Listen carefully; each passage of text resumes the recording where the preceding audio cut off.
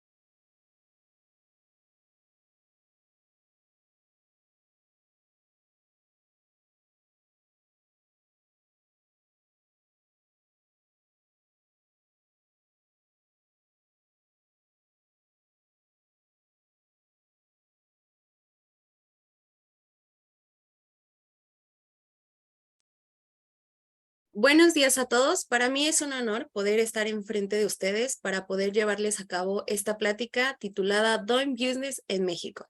Mi nombre es Kenia Yoselín García Lara y soy abogada egresada de la Universidad Nacional Autónoma de México.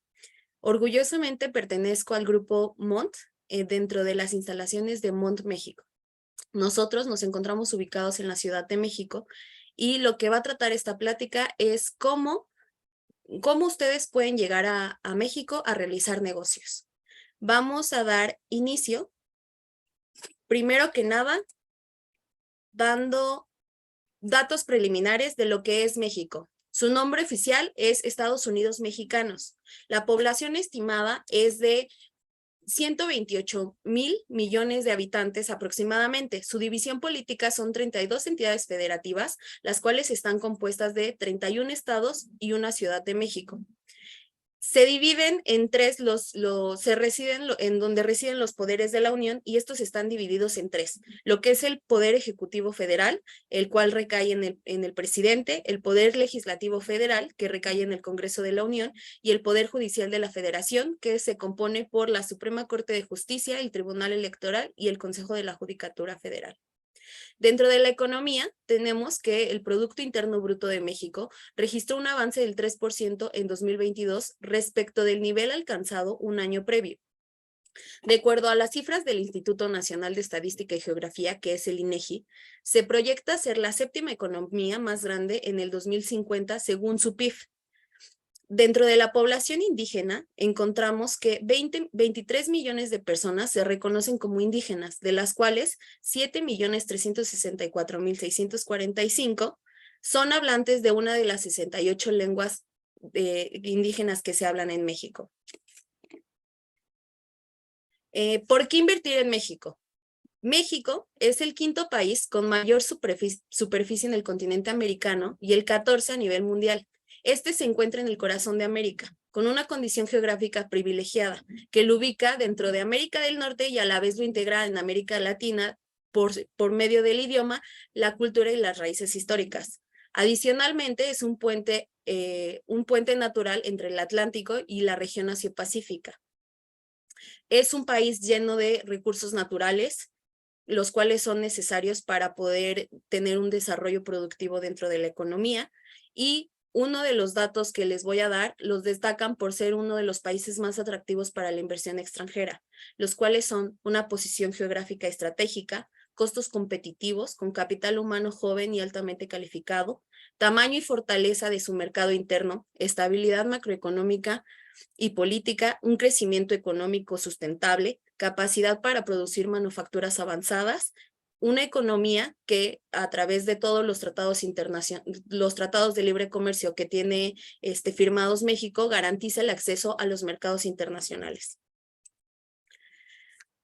¿Cómo somos los mexicanos? Los mexicanos somos amables, confiados, honestos, y dentro de los mexicanos nosotros valoramos mucho que las contrapartes internacionales sean tolerantes, amistosas, accesibles, comprensibles y educadas. La cultura del negocio dentro de México indica que los mexicanos están acostumbrados a cerrar los negocios dentro de la mesa, toda vez que ellos realizan los negocios con las personas.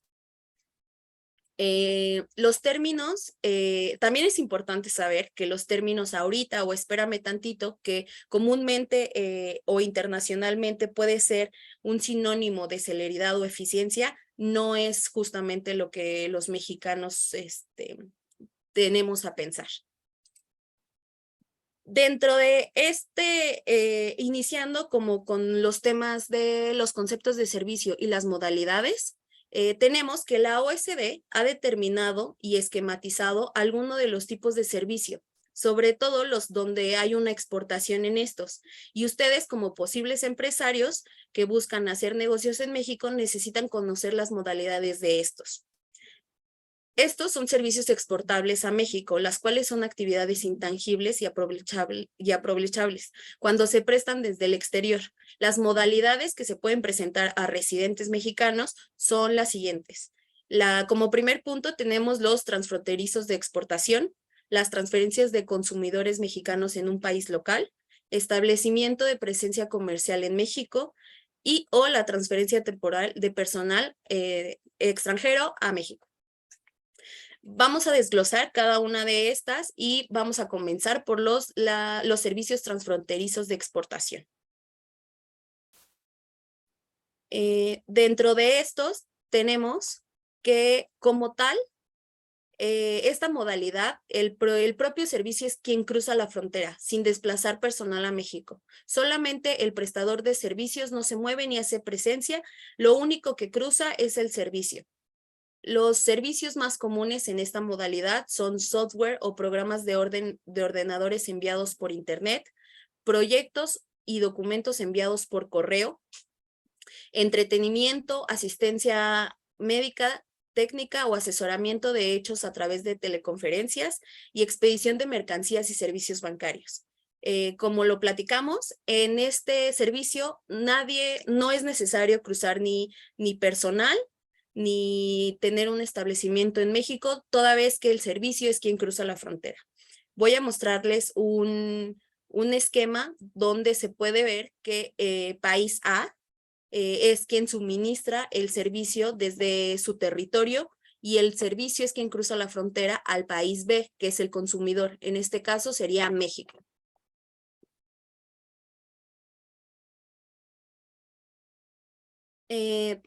Como punto número 2 tenemos que es la transferencia de consumidores mexicanos en el país local. En este caso, el servicio es consumido por mexicanos no residentes en otro territorio. La definición de quién es un no residente varía conforme a la legislación de cada país. Dentro de estos servicios, como tal, en este servicio no hay un viaje material de alguna persona física, sino son los servicios que se implementa dentro de un país a los residentes que no son, bueno, a los mexicanos que no son residentes dentro de este país. Dentro de estos servicios, los más comunes son el turismo, la capacitación, la asistencia técnica y asesorías dedicadas a los extranjeros o territorios locales y a los servicios de salud dedicados a extranjeros. La 3, que es donde vamos a ahondar un poquito más, que es el establecimiento de presencia comercial en México. En este caso, Es un servicio que se presta por una empresa local. Es decir, los extranjeros instalan una empresa en un territorio mexicano a través de un establecimiento de una entidad jurídica de acuerdo con las reglas de inversión y operaciones de curso en México. Existen dos entidades jurídicas y las modalidades son las siguientes. Una sería por una parte una sucursal, que es una misma persona jurídica dentro del exterior con reconocimiento y personalidad jurídica dentro de México, o una filial, que es una empresa de nacionalidad mexicana, pero con participación de acción extranjera. Dentro de las actividades que pueden desarrollarse en México, vienen con restricciones y o limitaciones específicas en los cuales se engloban en 4 rubros. Es decir, estas actividades no las pueden realizar teniendo una inversión extranjera, que son las reservadas de manera exclusiva al Estado mexicano, las reservadas de manera exclusiva a mexicanos con cláusula de exclusión en extranjeros, con regulación específica, que es un porcentaje de un 10% o un 49% hasta de inversión extranjera, y que requieren una resolución favorable de la Comisión Nacional de Inversiones Extranjeras para que la inversión extranjera pueda participar en un porcentaje mayor al 49%. ¿Cómo va a ser este proceso cuando un extranjero decida llegar a instalarse en México? El proceso de estas constituciones se realiza conforme a lo siguiente. Se tendrá que realizar una solicitud de autorización de uso o denominación o razón social a la Secretaría de Economía. Una vez teniendo este uso o razón aprobada, podemos dar con la intervención de un fedatario público, que sea un notario o un corredor. Es decir, los notarios realizan las escrituras y los corredores solamente pólizas.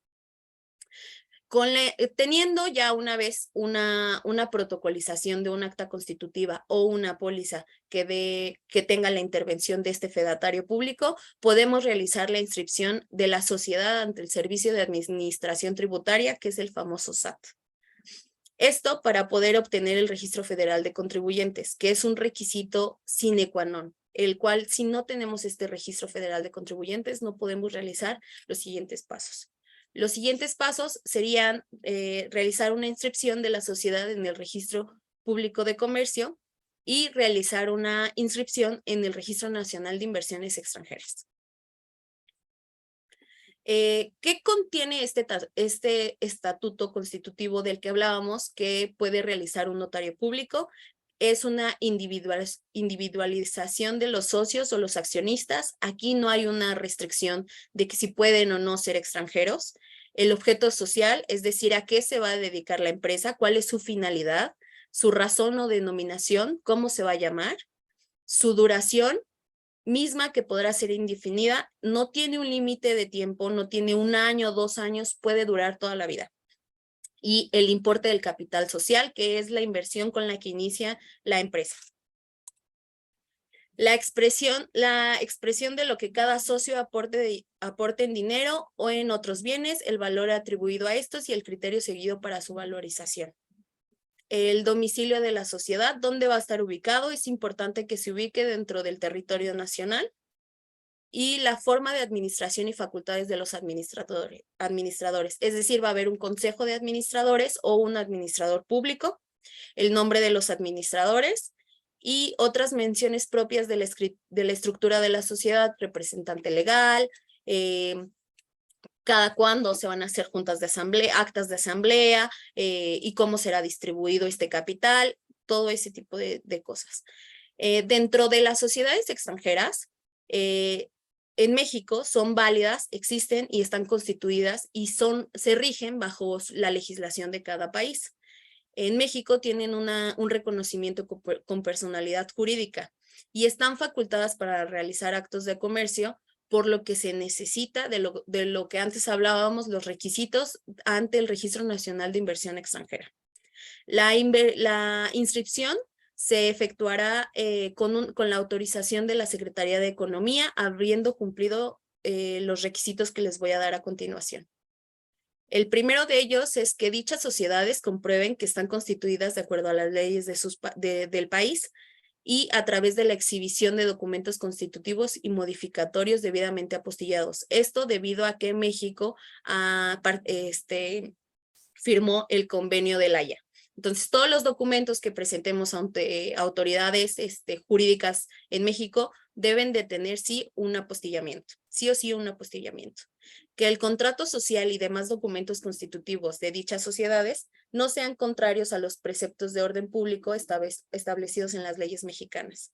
Es decir, que sea una empresa que su objeto social sea legal y no vaya en contra de las leyes en México, que tengan un representante domiciliado en el lugar donde van a operar y autorizado para responder de las obligaciones que se contraigan. ¿Qué tipos de sociedades tenemos en México? La Ley General de Sociedades Mercantiles regula 7 tipos de sociedades a saber. La primera de ellas es la sociedad en nombre colectivo, sociedad en comandita simple, sociedad en responsabilidad anónima, sociedad anónima, que es la más común, que es la SADCB, la sociedad en comandita por acciones, sociedad cooperativa, y existe una que puede tener un único socio, pero debe de ser una persona física o como se llama comúnmente en el extranjero, una persona natural, que es la sociedad por acciones simplificadas. Ahora bien, vamos a hablar de la representación legal. Este es un dato muy importante, toda vez que si bien los socios pueden llegar a ser extranjeros, que no existe ninguna limitante para ello, el representante legal dentro de una sociedad en México sí tiene que ser, si bien residente o residente regularizado ante el Instituto Nacional de Migración o mexicano. ¿Quién es el representante legal? El representante legal es quien actúa en nombre y en representación de la misma. Para los efectos de la legislación mexicana, debe de ser, como se los había comentado, un residente en México, un extranjero con visa o residencia o un residente en México, toda vez que si bien los extranjeros pueden ejercer las funciones de administrador o socios socios de la empresa o administradores del consejo de administración, no pueden ejercer esta representación ante la administración pública, toda vez que necesitan ciertos documentos que hacen que se regule tanto su estadía como su residencia en México. Dentro de la materia fiscal, tenemos que se encuentran diferentes tipos de impuestos que se pagan en México. Los vamos a dividir en federales, estatales y municipales, que es como está organizado de manera estructural México. Así es como está dividido. Dentro de los impuestos federales tenemos que es el impuesto sobre la renta, que es el ISR. Este tiene una tasa del 30% para las sociedades y hasta el 35% para las personas naturales. El impuesto al valor agregado, que es el famoso IVA, que lo contiene todo, si no es que la mayoría de todos los productos que son vendidos y comprados en México. Este tiene una tasa del 16%. Y el impuesto especial sobre producción y servicios, que es el IEPS, que se paga por la enajenación de bebidas con contenido alcohólico, como lo es la cerveza, y también se viene grabado en los tabacos, en el diésel, en las bebidas que son como los refrescos o las bebidas hidratantes. ¿Qué tenemos como los impuestos estatales? Tenemos el impuesto sobre nómina. Este es importante porque es el que se calcula mensualmente del monto total que se le pagan a los trabajadores. Es importante saberlo porque si nosotros vamos a contratar mexicanos, este es un impuesto en el que estamos obligados a pagar. El impuesto sobre divisiones y espectáculos públicos y el impuesto por la prestación de servicios de hospedaje. Como impuestos municipales tenemos lo que es el impuesto predial, el impuesto sobre adquisición de inmuebles y transmisión o traslado de dominio, es decir, si compras o vendes un inmueble, tienes la obligación de pagar este impuesto. El impuesto al fomento deportivo y educacional, el impuesto para el fomento turístico, el impuesto sobre asistencia de juegos permitidos y espectáculos públicos, el impuesto para el mantenimiento y la conservación de vías públicas y el impuesto por el alumbrado público. Dentro de las obligaciones que tenemos dentro de las obligaciones fiscales que tenemos ante el SAT, que es el Servicio de Administración Tributaria, quien es la autoridad encargada de regular este tipo de impuestos, tenemos que, como lo habíamos comentado desde un principio, nuestra primera obligación es registrarnos para obtener un registro federal de contribuyentes y no solo inscribirnos, sino mantener actualizados nuestros datos, es decir, domicilio, si se da un cambio de representante, también informarlo, si se da el cambio de domicilio, el cambio de nombre, lo que sea, tenemos que tener nuestros datos actualizados para una localización exacta y precisa de este organismo público. Expedir comprobantes fiscales, llevar nuestra contabilidad, presentar declaraciones y pagos mensuales y declaraciones anuales, efectuar las retenciones de ISR e IVA que correspondan, emitir el estado de posición financiera e inventario de existencias y determinar el monto de la PTU, que es la participación de trabajadores que son a las utilidades, y está topado al 10% de todas las ganancias que tenga nuestra empresa dentro del el primer año se excluye, pero en el segundo ya tendríamos la obligación de distribuir esta PTU.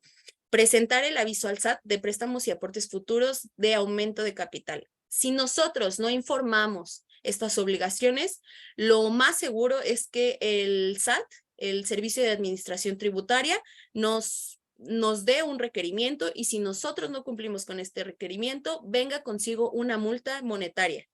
Y cabe señalar que las multas monetarias dentro de que da el Servicio de Administración Tributaria, pues son muy costosas y por lo regular se determinan en créditos fiscales que pudieran llegar a ser hasta un embargo de nuestra propiedad o de nuestros bienes inmuebles e inmuebles. Dentro de todo este establecimiento de la presencia comercial que tenemos en México, se dan las actividades vulnerables para la Secretaría de Hacienda y Crédito Público. Esto se da con el fin de prevenir y detectar actos u operaciones que involucren recursos de procedencia ilícita. De acuerdo a la ley de la materia, la misma que establece la obligación de dar aviso a la Secretaría de Hacienda y Crédito Público respecto de las actividades que se consideran como vulnerables, se tiene la obligación de dar este aviso, ya sea por parte del notario, de que se está iniciando una empresa que tiene actividades consideradas como vulnerables. ¿Cuáles son estas? Son las vinculadas a las prácticas de juego con apuesta, concursos o sorteos, la emisión o comercialización habitual o profesional de tarjetas de servicios de crédito, tarjetas prepagadas y de todas aquellas que constituyan un almacenamiento de un valor monetario. La emisión y la comercialización habitual o profesional de cheques de viajero, el ofrecimiento habitual o profesional de operaciones de mutuo o de garantía de otorgamiento de préstamos o créditos sin garantía, y la prestación habitual o profesional de construcción o desarrollo de bienes inmuebles o de intermediación de la transmisión de la propiedad o constitución de derechos sobre bienes. La comercialización o intermediación habitual de profesional de metales preciosos, piedras, joyas o relojes. La subasta o la comercialización de obras de arte, la comercialización o distribución de vehículos, estos ya sean nuevos, usados, aéreos, marítimos o terrestres, cualquier vehículo, la comercialización de cualquier vehículo se va a considerar como una actividad vulnerable. La prestación de servicios de blindaje a cualquiera de estos vehículos o ya sean bienes inmuebles. La prestación habitual o profesional de servicios de traslado de custodia de dinero o de valores. La prestación de servicios profesionales. Bueno, estos tenían que ver todos con un tema monetario, es decir, todo lo que tenga que ver con la comercialización de intercambio y que sea un valor monetario va a ser una actividad vulnerable para la Secretaría de Hacienda y Crédito Público. Si nosotros vendemos o compramos autos, ya sean usados, nuevos, terrestres, marítimos, si nosotros tenemos una empresa que tenga que ver con tarjetas de crédito, tarjetas de prepago, todo la compra y venta de bienes inmuebles, todo eso va a ser una actividad vulnerable. Dentro de los servicios profesionales, ya sean de manera independiente o que medie esta relación laboral con el cliente, tenemos las que se realicen con el cliente, que ya sea en su nombre o en su representación, las siguientes, que es la compraventa de bienes inmuebles o la cesión de derechos sobre este, la administración y los manejos de recursos, de los valores o cualquier otro activo de sus clientes, el manejo de sus cuentas bancarias de ahorro o de valores, la organización de aportaciones de capital o cualquier otro tipo de recursos para la constitución, operaciones y administración de sociedades mercantiles, o la constitución, cesión, fusión y operación y administración de personas morales o vehículos corporativos, incluidos el fideicomiso y la compraventa de entidades mercantiles. La prestación de servicios de fe pública. Esto se trata de los notarios o los corredores públicos, es decir, los notarios públicos a los que nos acercaremos en un primer momento. Ellos tienen dentro de este catálogo actividades vulnerables, porque como dan fe dentro de las constituciones de las empresas, por eso se considera una actividad vulnerable.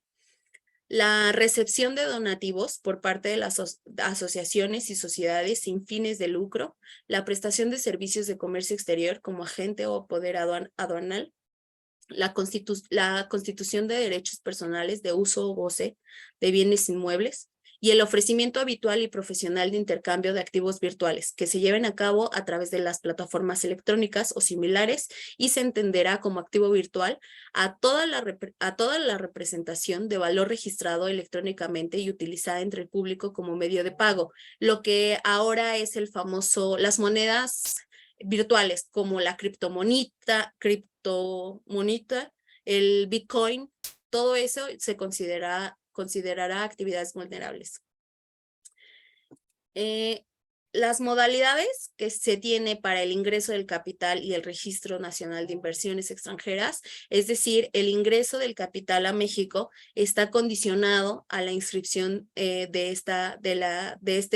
la inscripción del registro ante el Registro Nacional de Inversiones Extranjeras, el cual este es el organismo encargado de verificar el origen y la legalidad del capital extranjero, además de contabilizar y dar seguimiento a los flujos de la inversión extranjera en México mediante, como primer punto, la solicitud de la inscripción, el aviso de actualización trimestral, el informe económico anual y la renovación de esta inscripción y la cancelación de esta inscripción.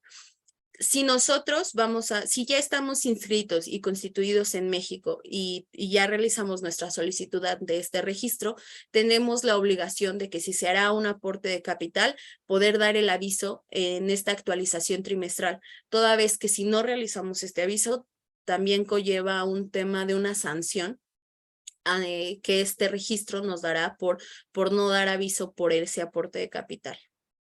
Entonces, es muy importante tener nuestras obligaciones al día.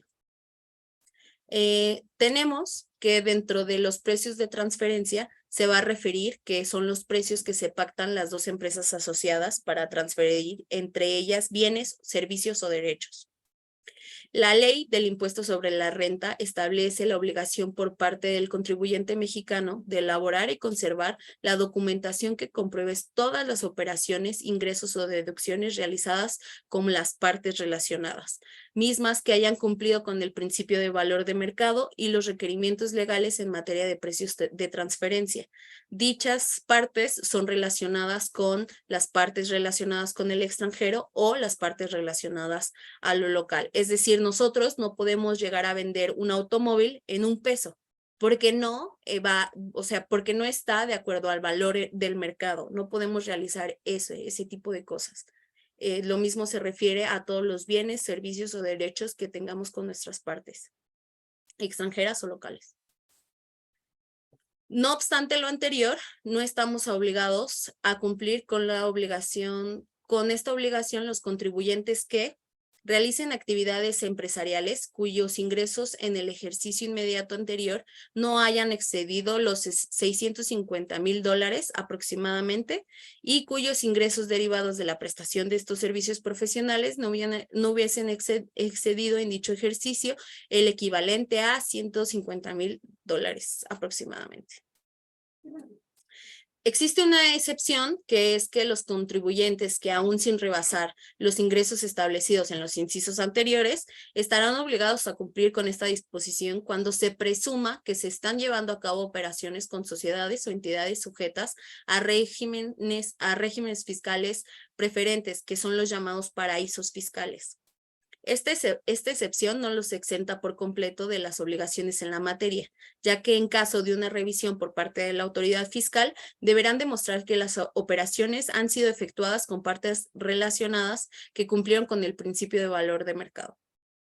Esto se da toda vez por el desvío de fondos hacia los famosos paraísos fiscales. Como otro punto, tenemos la aplicación del CDI pongamos un ejemplo, nosotros lo manejamos como Chile contra México, en México.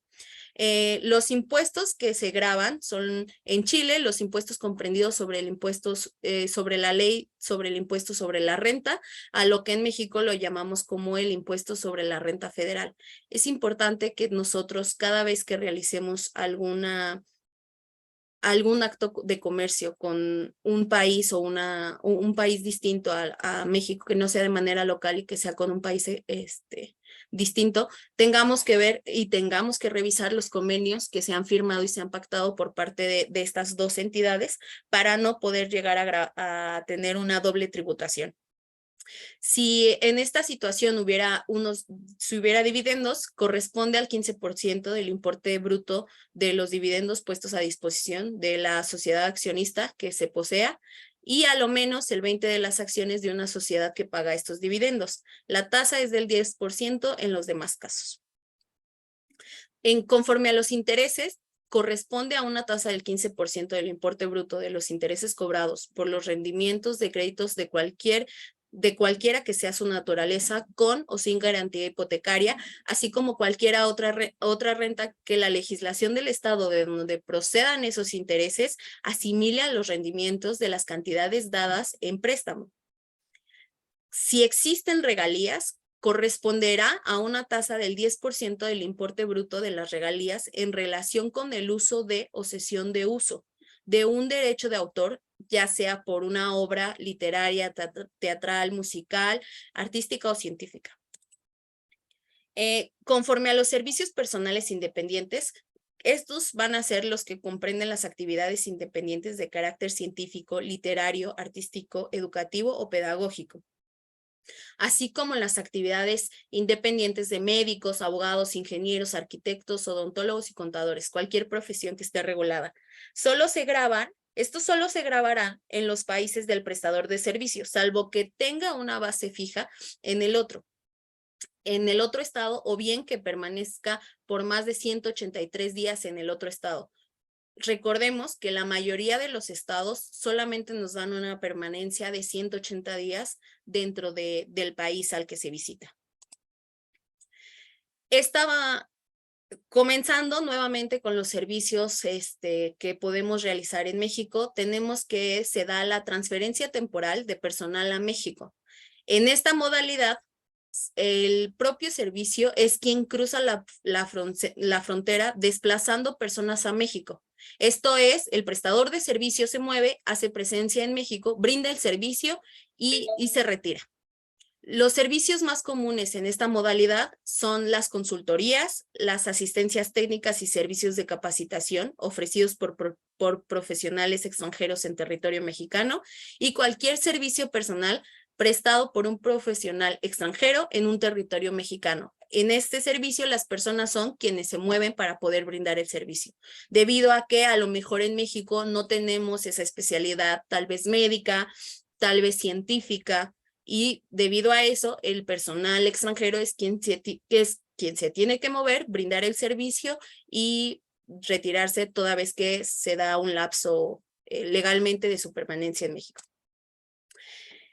Continuando, tenemos que existen aspectos laborales, los cuales son importantes que ustedes tengan en mente, siendo que si ustedes desean implementarse en México, necesitan saber qué son estos aspectos laborales.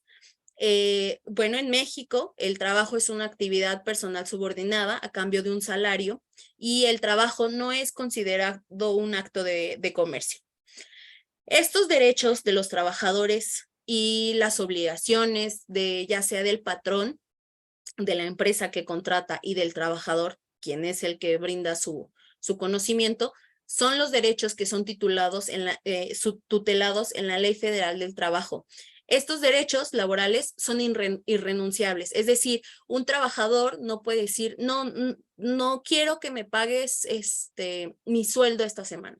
No quiero que me des de alta ante el Instituto de Seguridad Social.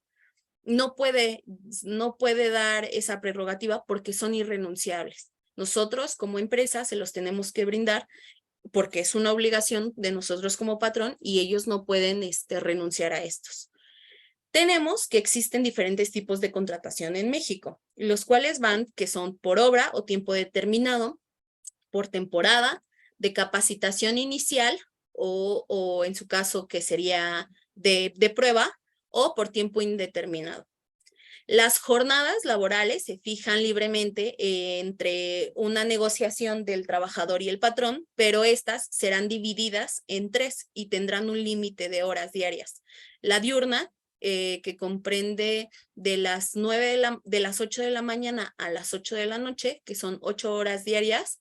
La nocturna, que va a comprender de las 10 de la mañana a las 6 de las 10 de la noche a las 6 de la mañana, que son 7 horas diarias, y la mixta, que es decir, que puede ser dando un tanto de la diurna y un tanto de la nocturna. Esta no podrá exceder de las 7 horas y medias diarias. Los trabajadores, como ya lo habíamos comentado en aspectos atrás, tendrán derecho a la participación en las utilidades de la empresa. Esto se determinará de conformidad con el porcentaje que determine la Comisión Nacional para la Participación de los Trabajadores de las Utilidades para las Empresas. Es decir, durante todo el año nosotros tuvimos una cierta ganancia que será dividida entre los trabajadores. Los trabajadores también tienen derecho a un aguinaldo anual, que sería como un bono.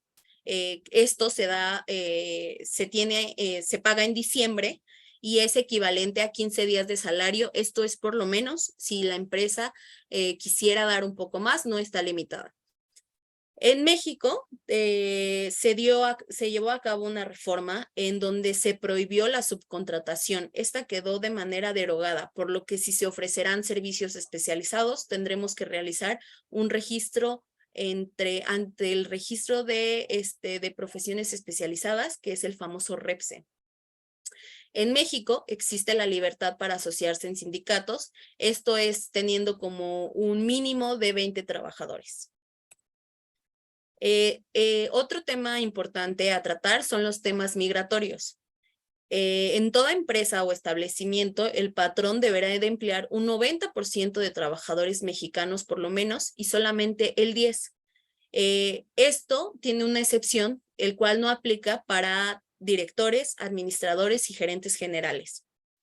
Dentro de las categorías de técnicos y profesionales, los trabajadores deberán de ser en su 90% mexicanos, salvo que no haya esa especialidad determinada, en cuyo caso el patrón podrá emplear de manera temporal a trabajadores extranjeros en una porción que no exceda el 10% de la especialidad, y tendrá la obligación es una obligación solidaria de capacitar a los trabajadores mexicanos de la especialidad a la que se trate, para que ya no sea de manera obligatoria la contratación de este extranjero.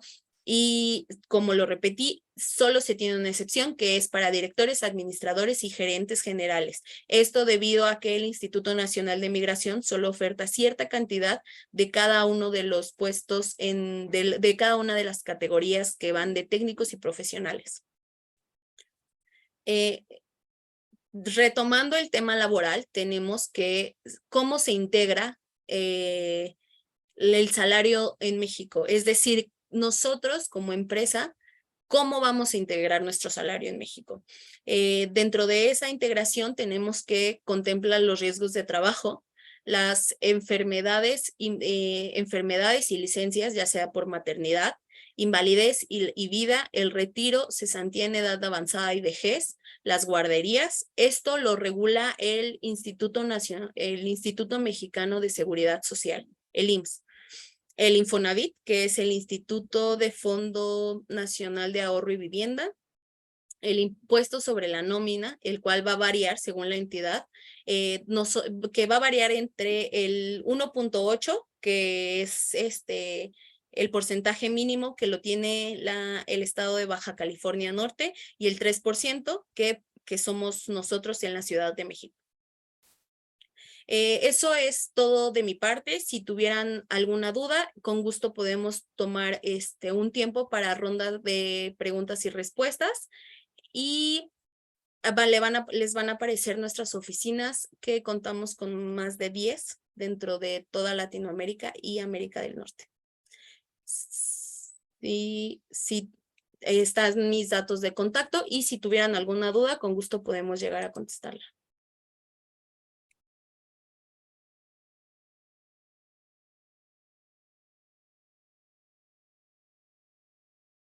Daniel González levantó la mano.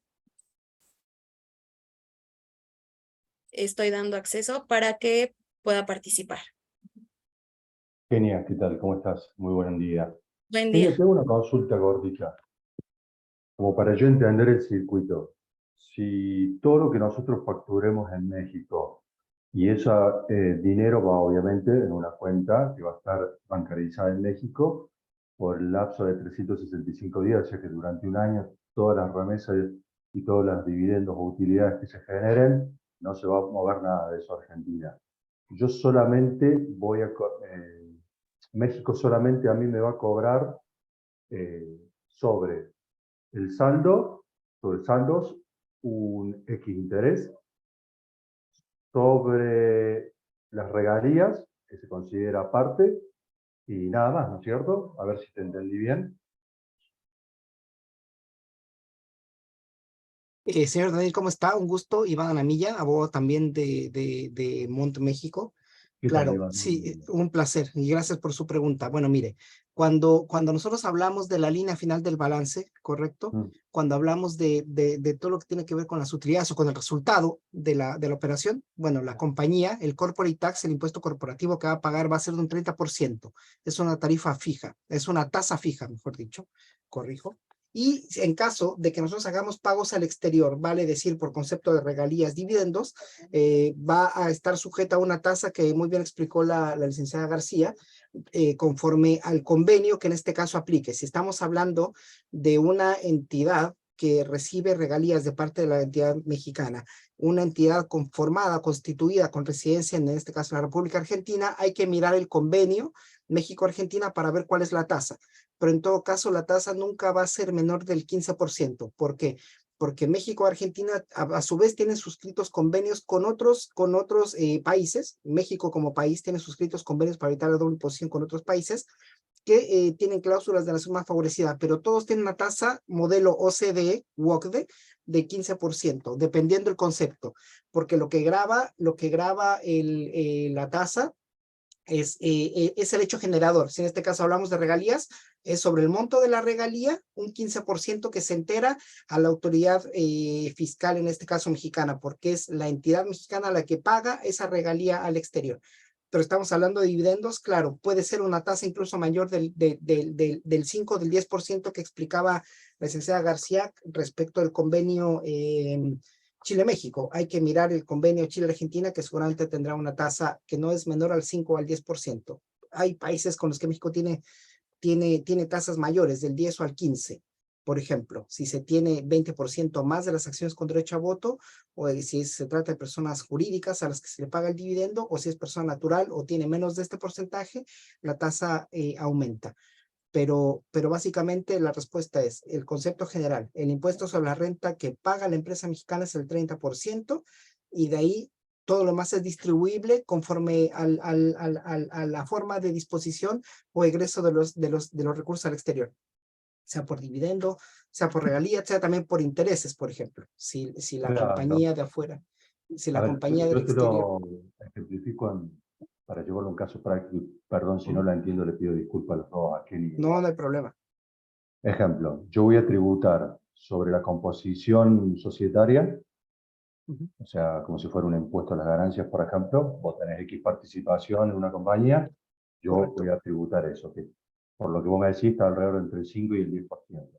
Así es. Después voy a tributar sobre las ganancias, es decir, sobre la facturación neta de la compañía o la razón social o la sociedad que tenga constituida en México, que eso va a Así ser es. alrededor, como mucho me dijiste, del 15%, o a partir No, del 15%. no, no, a ver, la empresa mexicana, su impuesto Sí, corporativo, su impuesto sobre la el renta, la 30. tasa es 30%, claro. Está bien, pero ese 30 es fijo, o sea, es independiente de lo que Correcto, yo facture o si genera intereses en correcto, el dinero de la caja que tenga la compañía, lo que sea. es correcto.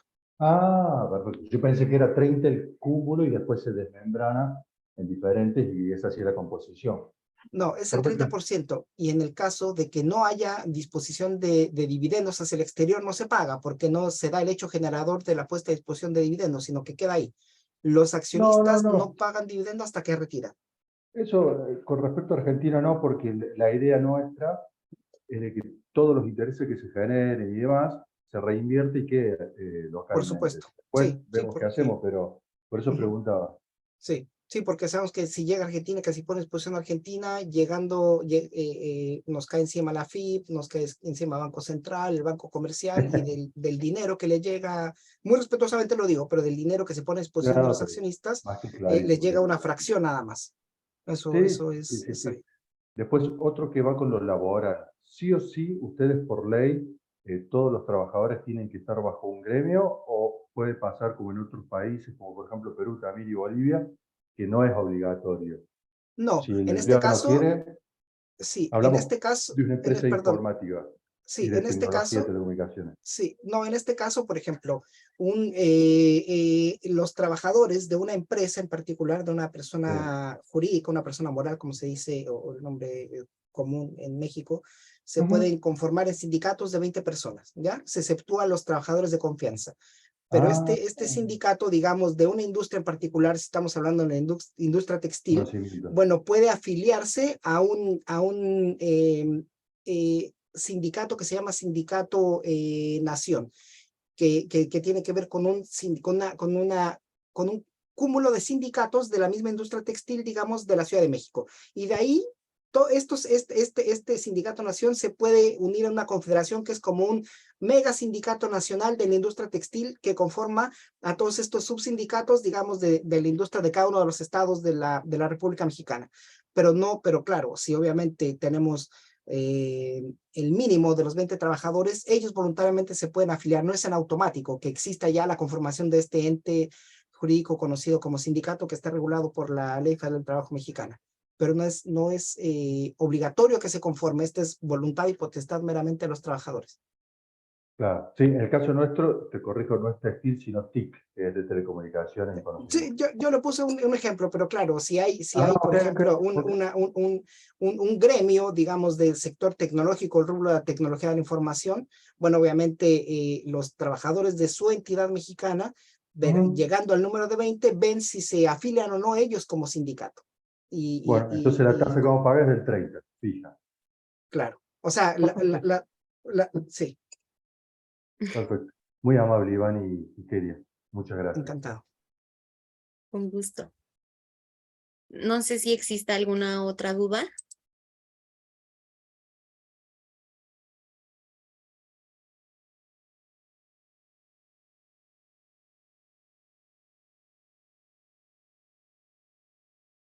Si no existe alguna otra duda y surge de manera posterior a este webinar, tenemos los datos de contacto para que ustedes se puedan comunicar y cualquier duda podremos realizar una sesión por aparte para poder responder de manera individual cada una de sus preguntas y poder platicar más a fondo de cómo constituirse, invertir en México y todo lo que conlleva. Estos son los datos de contacto para mí y ha sido un gusto y si no hay ninguna otra pregunta, damos por finalizada la plática. Muchas gracias y que tengan buen día. Hasta luego.